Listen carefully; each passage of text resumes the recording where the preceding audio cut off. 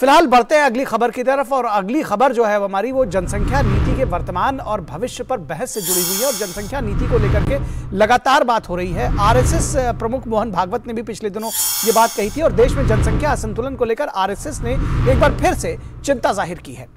राष्ट्रीय स्वयंसेवक संघ के अखिल भारतीय कार्यकारिणी मंडल प्रयागराज की बैठक में इस मुद्दे पर विस्तार से चर्चा हुई है और फिर एक प्रेस वार्ता में भी इस बारे में दत्तात्रेय होसबोले ने बात की। राष्ट्रीय स्वयंसेवक संघ के सर कार्यवाह दत्तात्रेय होसबोले ने कहा कि जनसंख्या असंतुलन एक बड़ा कारण है और इसके लेकर के इसको समग्र नीति इस पर बनाई जानी चाहिए।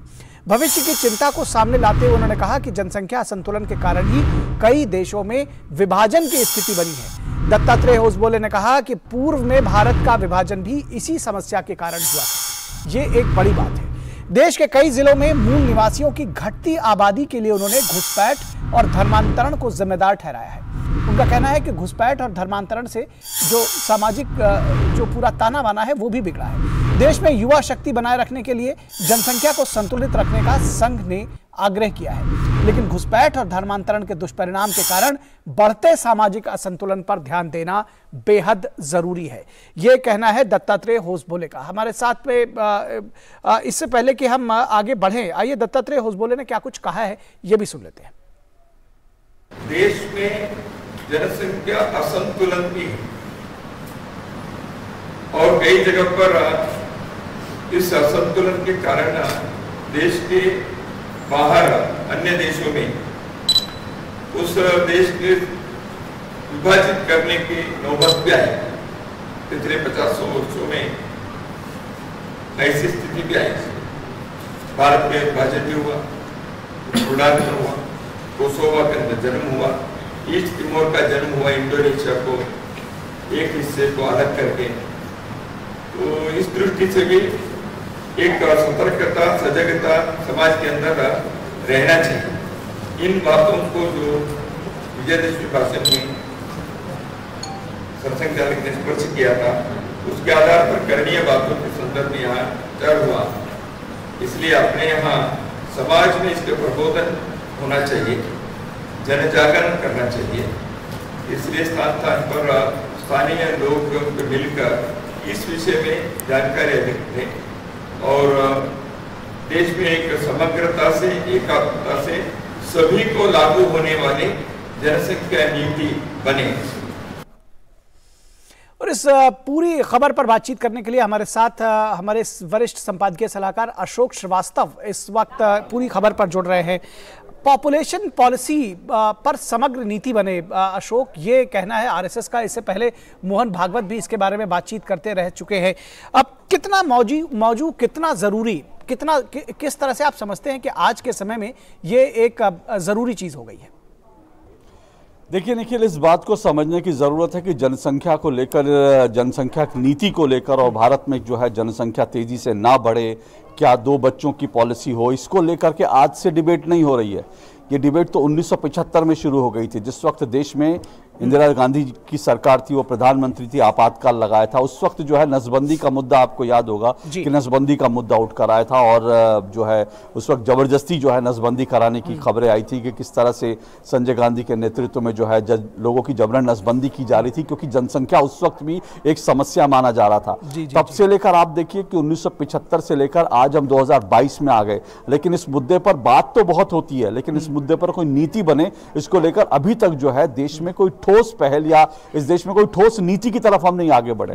अब आप इंपॉर्टेंट बात निखिल ये है कि आप अगर देखें तो 1 महीने के अंदर संघ के आरएसएस के 2 प्रमुख नेताओं ने यह मुद्दा उठाया है। इसका मतलब यह है कि और ये भी समझिए निखिल कि आरएसएस संघ में कभी भी बयानों पर जोर नहीं दिया जाता, बयानबाजी के लिए संघ नहीं जाना जाता। संघ जब तक किसी भी विषय को लेकर चिंतन मनन ना कर ले, किसी भी विषय को लेकर वो एक ब्रेनस्टॉर्मिंग ना कर ले, किसी भी विषय को लेकर जब संघ में लोग एक मत ना हो जाए, एक बात पर ना आ जाए, तब तक संघ में उस मुद्दे पर बयान नहीं दिए जाते। अब आप सोचिए कि संघ कितने समय से इस मुद्दे को लगातार इस पर चर्चा कर रहा था, बंद बैठकों में इस पर विचार हो रहा था कि क्या होना चाहिए, और इसके बाद विचार करने के बाद अगर 1 महीने के अंदर संघ के 2 बड़े नेता, और वो भी नंबर 1 नंबर 2 मोहन भागवत ने ये विजयदशमी, और विजयदशमी भी जो समारोह होता है संघ का, जो विजयदशमी की स्पीच होती है संघ प्रमुख की, वो साल का सबसे बड़ा प्रमुख कार्यक्रम होता है, उसमें उन्होंने मुद्दा उठाया था। और अब संघ के जो नंबर 2 हैं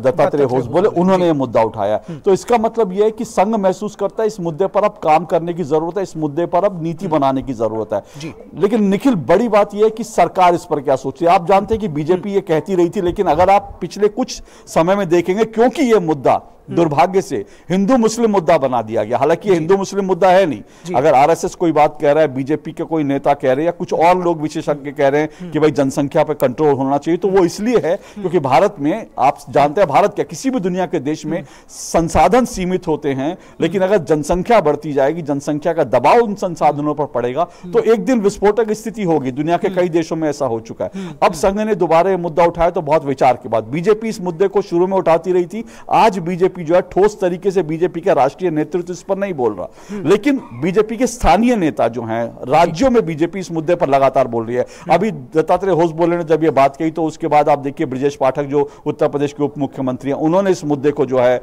कहा कि ये बिल्कुल सही मुद्दा है। इससे पहले बिहार में बीजेपी और और जेडीयू में इस मुद्दे को लेकर तनातनी हो चुकी है। तो स्थानीय, अभी राष्ट्रीय स्तर पर बीजेपी बोल नहीं रही, लेकिन आप इस बात की गंभीरता को समझिए कि अगर बीजेपी बोल नहीं रही, तो जाहिर सी बात है कि बीजेपी में भी शीर्ष नेतृत्व में इस मुद्दे पर गंभीर चिंतन मनन चल रहा है।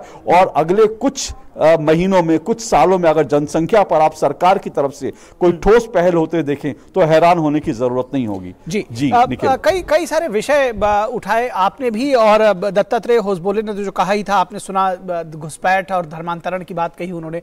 आपने कहा हिंदू मुस्लिम का भी मुद्दा नहीं है ये। किस तरह से इसको समझना चाहिए कि ये दरअसल हिंदू मुस्लिम का मुद्दा नहीं, बल्कि उससे कहीं आगे है? ये एक बात हमारे दर्शकों को थोड़ा बताइए कि ये जो पॉपुलेशन पॉलिसी की बात है, दरअसल किसी के डिवाइड के लिए नहीं है, और ना ही किसी को पीड़ित प्रताड़ित करने के लिए है।